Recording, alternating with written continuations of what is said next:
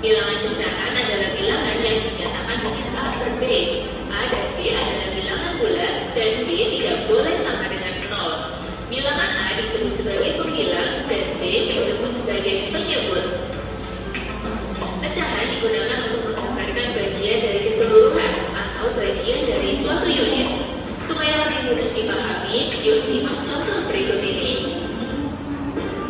Dalam suatu taman terdapat 9 ekor anak kucing yang warna bulunya berbeda-beda. Berapa bagian setiap warna kucing dari keseluruhan jumlah kucing? Kucing kita berjumlah 2 dari total 9 kucing, maka ditulis dengan 2 per 9. Kucing putih berjumlah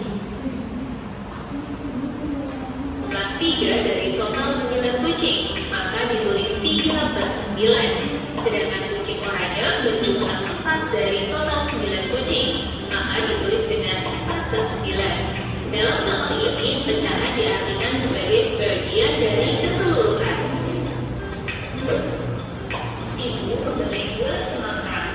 Buah semangka kemudian dipotong menjadi 8 bagian untuk dimakan oleh ayah, ibu, kakak, dan adik. Agar sama rata, tiap orang akan mendapatkan 2 potong semangka. Maka bagian semangka untuk setiap orang dapat ditulis dengan 2 per 8. Dalam contoh ini, pecahan diartikan sebagai bagian dari suatu unit. Pecahan senilai adalah pecahan yang dituliskan dalam bentuk berbeda, tetapi mempunyai nilai yang sama.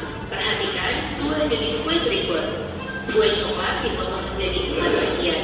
Kue keju dipotong menjadi 8 bagian. 1 per 4 bagian kue coklat ukurannya sama dengan 2 per 8 bagian kue keju.